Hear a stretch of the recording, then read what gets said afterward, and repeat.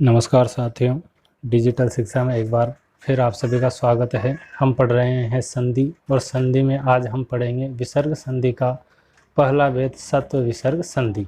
इसका सूत्र है विसर्जनीय से सह, जिसका अर्थ होता है कि विसर्ग के बाद खर वर्ण अर्थात वर्ग का पहला, दूसरा और श यह वर्ण हो तो विसर्ग के स्थान पर स आदेश हो जाता है।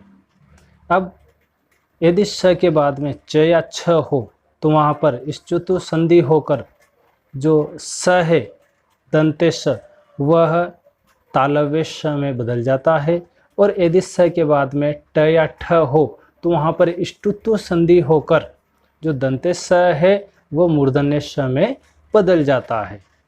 यानी स्थिति यह हो जाती है, सामान्य स्थिति है कि विसर्ग के बाद में यदि खर वर्ण हो तो विसर्ग स में बदल जाएगा, और यदि विसर्ग के बाद में खर वर्ण का ही च या छ जो खर वर्ण में ही आते हैं यह वर्ण हो तो जो श है वो स्तुतु संधि होकर श में बदल जाएंगे, और विसर्ग के बाद में यदि ट या ठ हो तो यहाँ पर स्तुत्व संधि का नियम लागू होकर श में बदल जाएगा।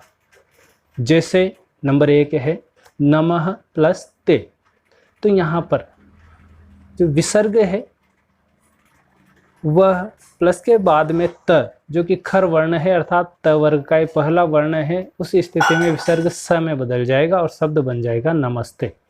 नंबर 2 है हरिः प्लस चंद्रः, तो यहाँ पर विसर्ग के बाद में च आ रहा है जो कि खर वर्ण है, अपने ही वर्ग का प्रथम वर्ण है। ऐसी स्थिति में विसर्ग स में बदल जाएगा।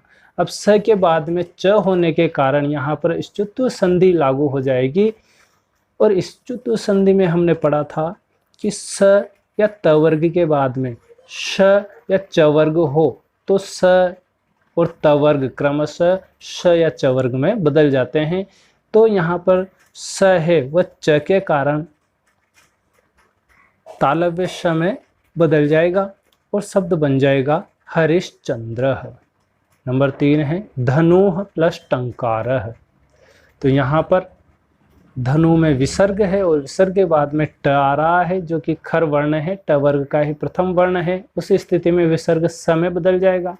अब स के बाद में ट होने के कारण यहाँ स्तुतु संधि का नियम लागू हो जाएगा और स मूर्धन्य श में बदल जाएगा और शब्द बन जाएगा धनुष्टंकारः।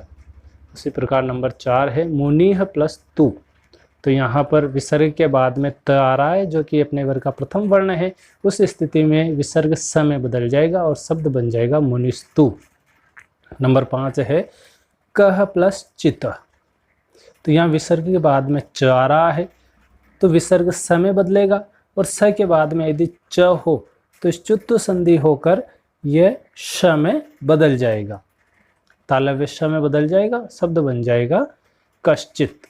उसी प्रकार नंबर 6 है चतुः प्लस टीकाः, तो यहाँ पर विसर्ग के बाद में ट जो कि खर वर्ण है, उस स्थिति में विसर्ग स में बदल जाएगा और स के बाद में ट होने के कारण स्तुत्व संधि का नियम लागू हो जाएगा और स मूर्धन्य श में बदल जाएगा और शब्द बन जाएगा चतुष्टीका।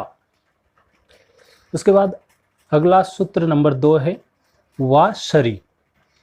इसका अर्थ होता है कि विसर्ग के पश्चात यदि शर वर्ण यानी शर प्रत्याहार के वर्ण जिनमें कि श वर्ण आते हैं तो यह हो तो विकल्प से विसर्ग क्रमशः श में बदल जाता है।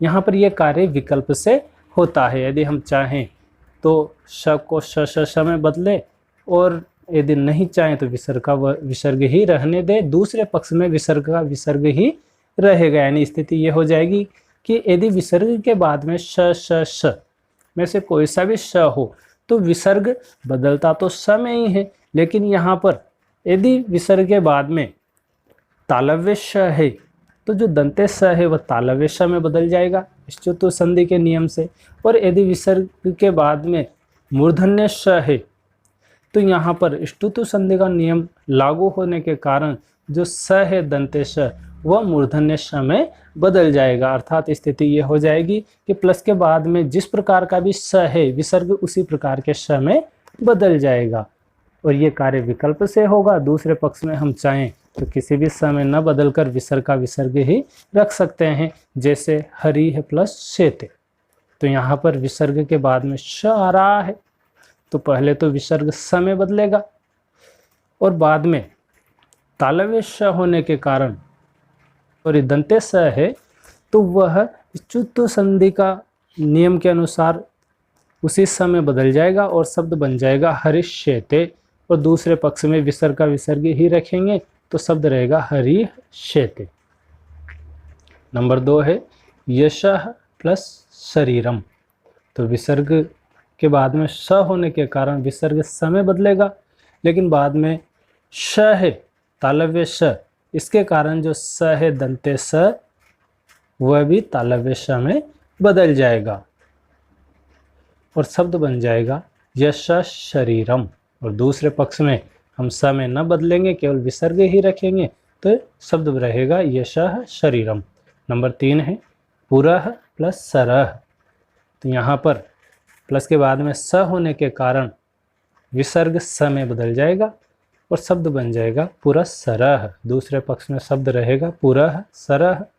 नंबर 4 चतुः प्लस षष्ठी, तो यहाँ भी प्लस के बाद में श होने के कारण विसर्ग स में बदलेगा और ये स बाद में मूर्धन्य श के कारण ष्टुतु संधि में होकर श में बदल जाएगा और शब्द बन जाएगा चतुष्षष्ठी, और दूसरे पक्ष में विसर्ग ही रहेगा और शब्द रहेगा चतुष्षष्ठी।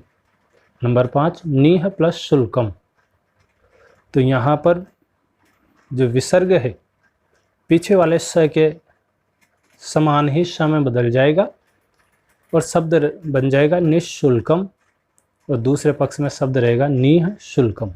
नंबर 6 है दुह प्लस साहसी, तो यहाँ पर प्लस के बाद में स होने के कारण विसर्ग स में बदल जाएगा और शब्द बन जाएगा दुस्साहसी, दूसरे पक्ष में शब्द रहेगा दुह साहसी।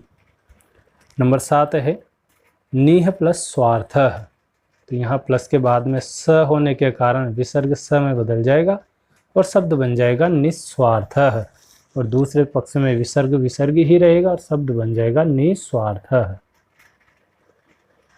फिर है निम्न शब्दों के साथ प्राय विसर्ग का विसर्ग ही रहता है, अर्थात इन शब्दों के साथ विसर्ग में कोई परिवर्तन नहीं होता है। भले ही ये प्लस के बाद में खर प्रत्याहार के वर्ण है तो नियमानुसार इनको स में बदलना चाहिए, लेकिन यहाँ पर स में नहीं बदलेंगे।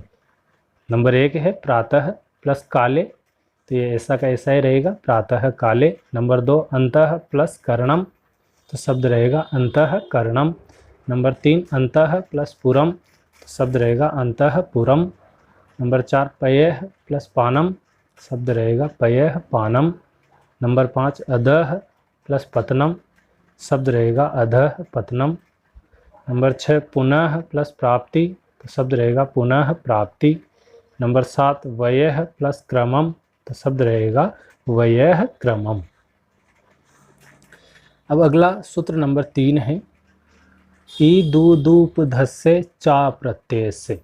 इसका अर्थ होता है विसर्ग के पहले ई अथवा ऊ हो तथा विसर्ग के बाद क वर्ग या प वर्ग का कोई वर्ण हो तो विसर्ग के स्थान पर श हो जाता है। स्थिति ये हो जाती है कि यदि विसर्ग से पहले ई या ऊ हो और विसर्ग के बाद में क वर्ग या प वर्ग का कोई सा भी वर्ण हो तो उस स्थिति में विसर्ग मूर्धन्य श में बदल जाता है। जैसे आवीह प्लस कारह, तो यहाँ पर जो प्लस के पहले विसर्ग है और विसर्ग के पहले वह में ई की मात्रा लगी हुई है और विसर्ग के बाद में क है तो क वर्ग का पहला ही वर्ण है। ऐसी स्थिति में जो विसर्ग है वह मूर्धन्य श में बदल जाएगा और शब्द बन जाएगा आविष्कारः।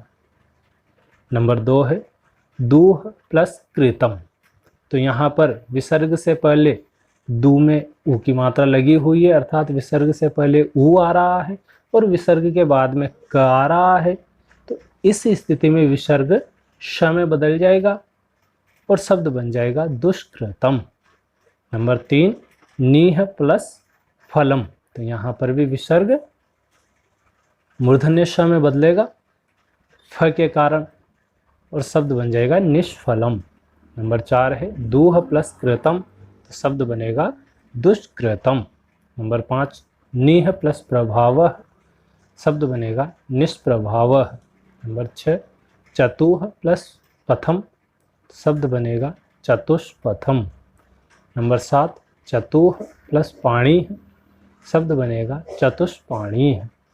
नंबर 8 नीह प्लस प्रत्यूहम, तो शब्द बनेगा निष्प्रत्यूहम। नंबर 9 है चतुः प्लस फलम, तो शब्द बनेगा चतुष्फलम। नंबर 10 चतुः प्लस पादम, तो शब्द बनेगा चतुष्पादम। क्योंकि यहाँ पर प्लस के पहले जो विसर्ग है वहाँ विसर्ग से पहले ई या ऊ है और उसके बाद में क या प वर्ग का पहला या दूसरा वर्ण आ रहा है। ऐसी स्थिति में यहाँ पर जो विसर्ग है मूर्धन्य श में बदल जाएगा। तो ठीक है दोस्तों, आशा है कि आपको सत्व विसर्ग संधि समझ में आ गई होगी। धन्यवाद।